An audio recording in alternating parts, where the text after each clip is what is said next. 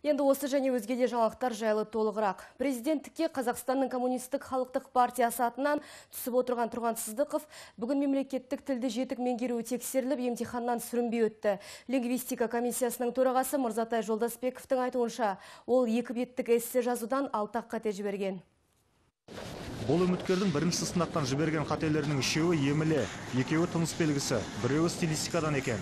Ал белгілі бір қаламгердің шығармасын мәнерлеп оқумен еркін тақырыптан түсінік айтудан тіпті қиналмағанда көрінеді. Бірінші рет қой деймін, біз бір қоғамдық ұйымнан ұсынылған кісі. Бірінші рет, иә. Соған қарағанда коммунистік халық партиясы да ұсынып отыр екен, өзі дайындадым екен, бұл кісінің өзі де дайындалған ғой деп, жалпы біздің комиссия мүшелері жалпы риза болып отыр негізінен. Дегенмен комиссия төрағасы әзірше эссе жазу кезінде бірде-бір қате жібермеген адам болмағанын алға тартты. Бұл әрине аса жақсы емес деп отыр. Ал бүгін олар мемлекеттік тілді жетік меңгерген деп таныған коммунистің еркін тақырыпта қалай көсілгені өзінің мына сөзінен аңғарылғандай. Астана туралы таңдадым. Ал Астана деген біздің мемлекетіміздің жүрегі.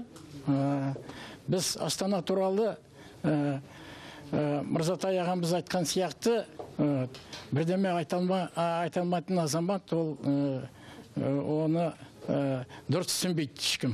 Сондықтан мен ойлаймын, Астана туралы Құдайға шүкір, міне Астананың маңайында тұрмыз, Көкшетау. Біраз нәрсе білем, соны білегенімді бәрін айтып бердім. Міне Қызылдар партиясы президенттікке лайық деп ұсынған үміткер журналистер алдында осылай көсілді. Одан кейін емтихан тапсырған алматылық әскери қызметші Ержан Серғазин талапқа сай болмай шықты. Ал комиссия тағы бір үміткер Уәлихан Қайсаровтың жазған жұмысынан 28 қате тапса, кандидат Есенбек Өтешбаев жазбаша тапсырманы талап етілген 2 парақтан аз жазған. Оның өзінде еш қисын жоқ дейді Мырзатай Жолдасбеков. Сыздықовтан өзге өзін-өзі ұсынғандардың ішінде әзірге Лимана Қойшиева мемлекеттік тілді еркін меңгергендігі туралы анықтама алып, өзінің қолдау қолын жинауға кірісіп кетті. Еркеғали Болатұлы, Ахмедияр Дулатұлы, Қазақ Ньюс, Астана.